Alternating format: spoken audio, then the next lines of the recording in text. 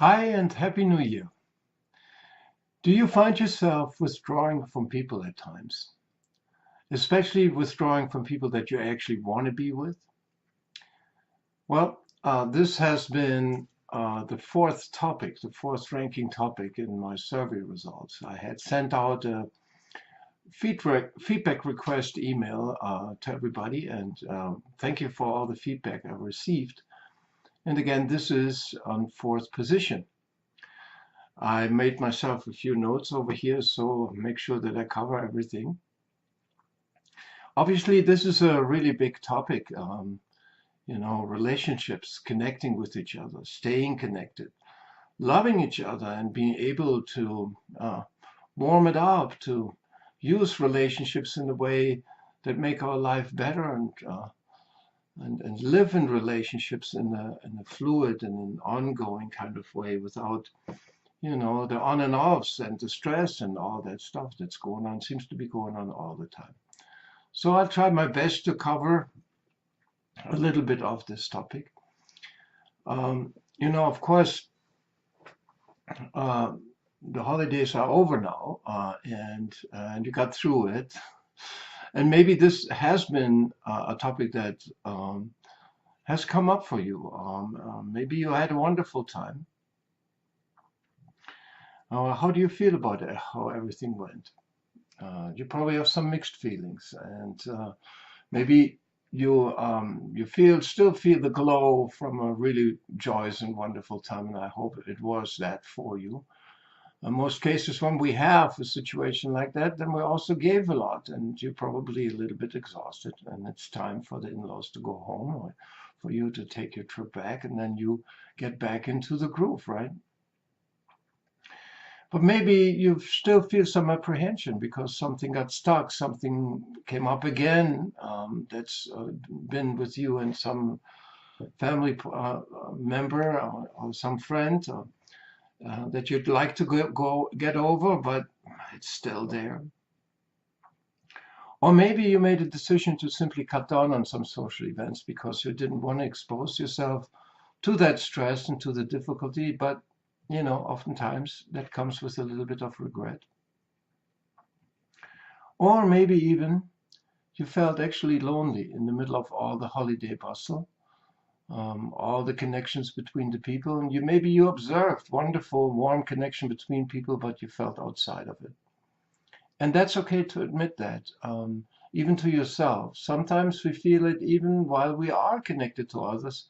We feel like we're not fully there. We're not fully engaged. There's always like a part of us that is reserved, and we don't know quite what to do about that. So it's particularly puzzling when that happens to people that we actually are close to. And as we all know, people that we're close to, particular spouses, are oftentimes the most triggering people in our lives. Whatever they say triggers us the most. And so it's kind of a puzzling thing. And we observe that behavior oftentimes. It's almost all of a sudden easier to be with somebody that we don't know as much than with the people that we actually know deeply and are connected to deeply. And yet, uh, because we're so connected, it makes it harder to be with each other. And so there's something that when I understood that, it really changed my way of I looked at relationships. And it's simply the idea that love, the power of connection, will bring up in us everything that has a hard time going there. So let me say this in a different way. So if we look at it as an energetic experience, connection is something we feel. And so as we start feeling a connection to another person, the parts in us that are dense and constricted, that have a trouble with actually being in love and feeling so much, they will come to the surface and in a way restrict our ability to really be with each other. And so what we all have observed, I believe, is the simple sensation that when we want to be with somebody, even with somebody new, young guys have this experience. I had this experience. Oftentimes, you find a girl that you really like, and as you get closer to that girl, in whatever social situation, you find yourself not being able to say anything. You can't come up with anything. If nothing comes to your mind, you feel like completely stuck. Well, why are you stuck? Because the feelings inside of you are so strong that your relatability, which is about connecting with another person, is kind of obstructed. You feel so much that you're not available for connection. And there you see this principle at work. The closer we get, the more everything comes up in us that has a hard time being close to others. And of course, that's not something that we get taught. That's not even something that most of us are really aware of. And not to speak of what should I do about this? Knowing that doesn't make that much of a difference, even though if you understand it, then you realize that this concentration of feeling in you is that what cuts you off from the world and from others. So now you can choose a different path in the midst of all of that. And I've talked in the holiday videos, in the 1 minute videos and the longer videos about the fact that when we sense ourselves and when we have these strong feelings coming up in ourselves, it's never around one particular main topic. It's not like, oh, trauma, for example, or tensions or stress is like this one thing. If I solve it, then everything is going to be wonderful. That's part of the mind games that we play with ourselves. The mind always likes to come up with this perfect solution and now everything is good. Well, we're a lot more dynamic. We're learning beings. We're unfolding all the time. We're evolutionary beings. And we're very adaptable. We can adapt to all kinds of situations if we know how to do that. And so what I was talking about is what I call the stack. It's like layers and layers and layers of tensions that are on top of each other. And oftentimes, if we can just reduce a little bit of that, we have more space, a sensation, actual sensation of space in us, and not the grip of something gripping us and holding us in a particular behavior pattern, but a little bit more space. And then the more space we build, the more we have choice, the more we can flow into situation, and the more we also have the ability in the situations to focus on what comes up and release it a little bit with the help of breath, for example. So, it's just such a wonderful thing if we are able to be open and fluid with situations. So many times when we get together, somebody has a fixed idea how everything should be, or we all are like caught up in a particular way how things need to be. And, that becomes like a top-down approach to an event. It's like everybody measures against an imaginary standard. Is this all going the way we want it to go? But if we are with life, with each other, with a truly connecting feeling with each other, then we realize everything is constantly flux and is changing. So it's just really wonderful if we could be more fluid with each other, more transparent in that way. Now that may sound quite theoretical to you, but the bottom line is, here's the simple thing. We have two motions going on in us all the time. One is this increasing space and opening, and the other one is the tensity that's, holding us in certain patterns. And we always have a choice to work with them, to flow with them, to be there with them.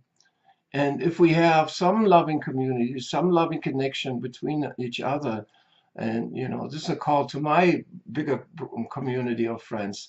How would it be if we could be there for each other while things are coming up and see that and help each other through it? Because we want to be with each other. This is not a question, do you want to be with me? Do you want to be connected to friendship? Do you want to be connected to family? Everybody wants. The question is, can we help each other to do that? And on the way, let go of some of our repetitive behavior patterns that we all kind of know, right?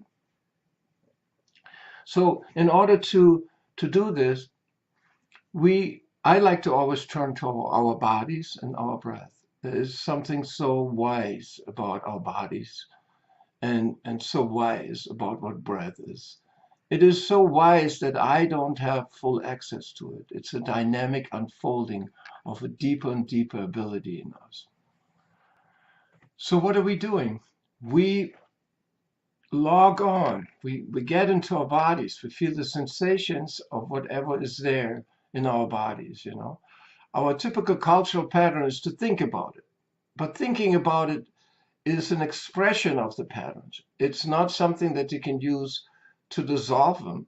It's more like, you know, this is what's happening in me, and I can listen to the thoughts that come with it. So if we think about it, we can get fascinated with the stories that our mind tells us about the situation. We can really get busy with that. But that's more a distraction from the actual happening. The actual happening happens in an emotional feeling level in our bodies.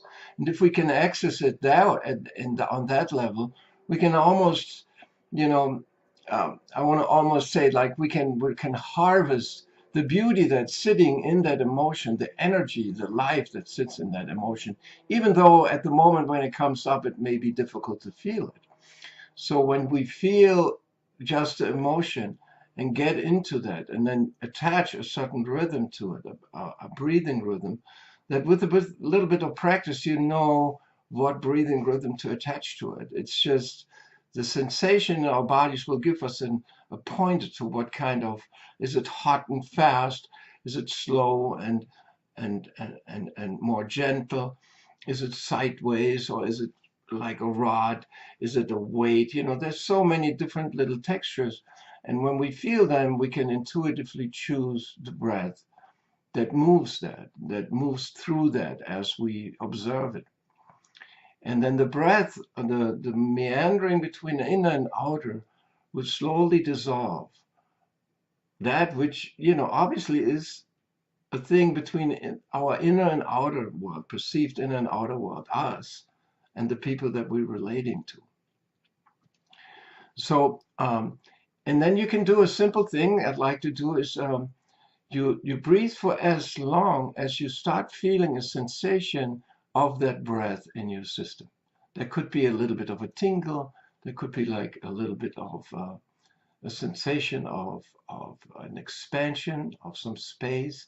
It could also be that this, whatever we're focusing on gets more clear and more, you know, focused, more into focus. So, and then we do like a little round, and then you sit in it for a while, just watch it. Nothing to be done, just watching it is really the key. And then you can do another round. And so let's just do three rounds with each other. Doesn't need to be that deep at all. And I'll talk about that afterwards for a little moment again. So here we go. Through the mouth, simple rhythm like this.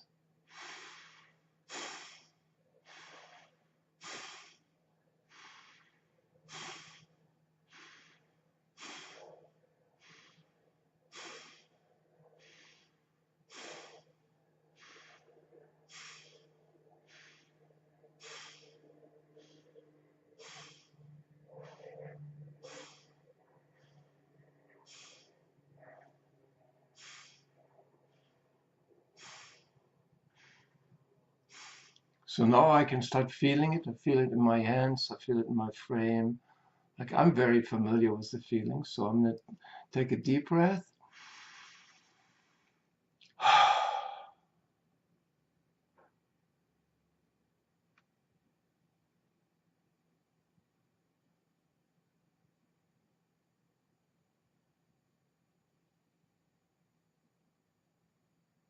Good. And that just may be enough for you to, you know, sort of unlock that locked place that you find yourself in. That in this one moment, all of a sudden things start flowing, and be ready for that.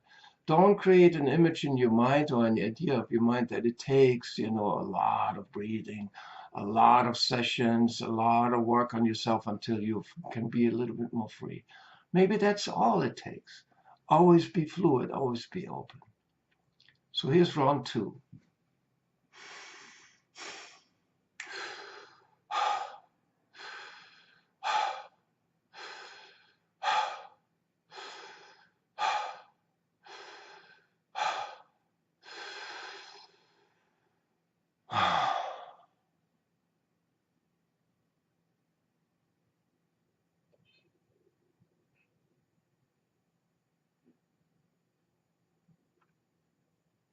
I just love it so much. I do it all the time. Now I have a lot of practice. I can use it all the time, and I stay in a sense of flow that, especially these days, I can't even put into words. And if you wonder why so fast, for many people this is like a fast rhythm. I'm so used to it. You know, Simple is good, right?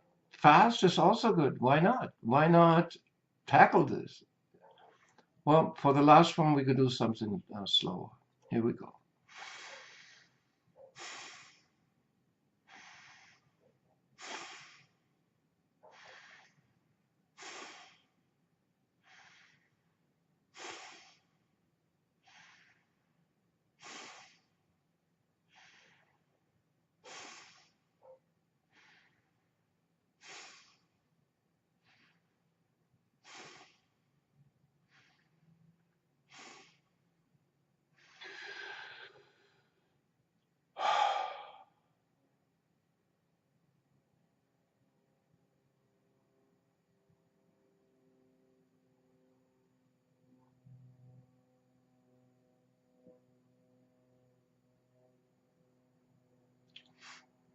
Well, thank you for joining me, and I hope that you had a little bit of that sensations. I certainly do.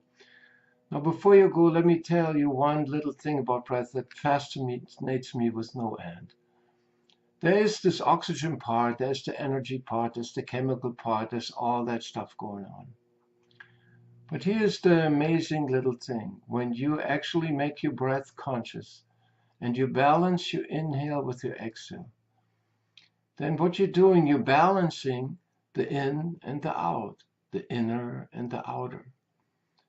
The more they become into like a continuous circle, the inhale, exhale, inhale, exhale, the more it becomes fluid and round. The more literally you connecting your inner and your outer world in a more fluid way. And there's no condition for that. There's no technique. All there is that you can observe your breath and take it a little bit into your hands and make it this round. And you can do that in the midst of a social situation. And nobody even gonna notice. You don't even have to increase the depth or the speed or anything. Just watching it like that will automatically reduce your tension and give you some insight about what's actually going on. Thanks for watching, and do some good breathing.